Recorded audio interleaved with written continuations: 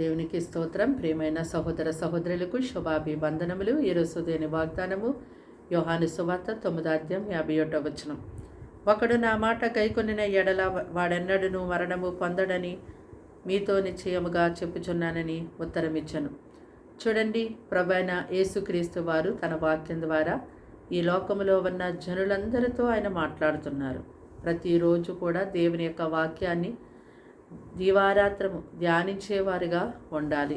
దేవుని యొక్క వాక్యాన్ని ధ్యానించినప్పుడే దేవుడు నీతో ఏం మాట్లాడుతున్నారో, దేవుని కొరకు ఎలా జీవించాలి, లోకమందు నువ్వు ఎలా జీవించాలి, తర్వాత నీ యొక్క స్థానము ఎక్కడ అని దాని కొరకు ఎలా ప్రయాసపడాలని ప్రతి ఒక్కటి దేవుడు తన వాక్యం ద్వారా అన్నీ తెలియచేస్తున్నారు.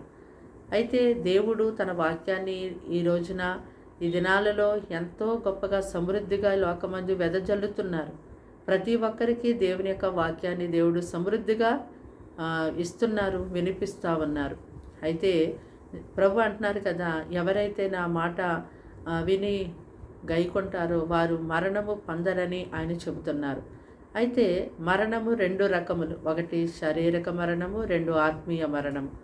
ఎవరైతే ప్రభు యొక్క మాట విని ఆ మాట ప్రకారం చేయవారిగా ఉంటారో వారికి ఆత్మీయ మరణము ఉండదు.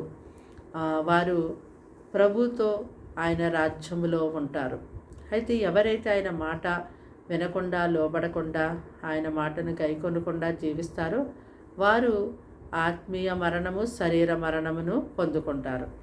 అయితే ఆత్మీయ మరణము పొందకూడదనే ప్రభు యొక్క ప్రయాస. ప్రభు ఈ లోకానికి వచ్చి తన ప్రాణం నర్పించారు. అలాగే ప్రతి మానవుడు కూడా తన రాజ్యంలో ఉండాలని, నిత్య నరకాగ్ని నుంచి తప్పించబడాలని, మానవుని యొక్క ఆత్మ దేవుని యొక్క రాజ్యంలో నెమ్మది కలిగి ఉండాలని దేవుని యొక్క చిత్తము, దేవుని యొక్క ప్రణాళిక ఉన్నది కనుక మరి ఆయన యొక్క మాట నీకు దొరికినప్పుడు ఆ యొక్క మాట నీవు గైకొను. తప్పకుండా దేవుని యొక్క రాజ్యంలో నీవు యుగయుగములు ఆయనతో పాటు జీవిస్తావు. ప్రార్థన. దేవానికి వందనాలు, స్తోత్రాలు, స్తుతులు చెల్లిస్తున్నాం తండ్రి. ఈ మాటలు వింటున్నా నీ బిడ్డల్ని మీ రక్తంతో కడిగి పరిశుద్ధపరచండి, పవిత్రపరచండి. వారికి వారింటి వారికి నీ రక్షణ కలిగించేయండి. ఇదిగో తండ్రి, వారిని అయ్యా తండ్రి బలపరచండి, శక్తివంతులుగా, ఆరోగ్యవంతులు, బలవంతులుగా మార్చండి. నీ కృప చేత వారిని నింపి నడిపించండి. వారిని, వారి పిల్లలు గొప్పగా పోషించండి. వారి గృహంలో ఉన్న సాతాను అంధకార విరోధ శోధనలన్నీ దూరపరచండి. ప్రతి ఒక్క ఆటంకములు తొలగించండి. వారి యొక్క సమస్త విషయాల్లో, పని పాటల్లో మీరు సహాయం చేయండి ప్రభా.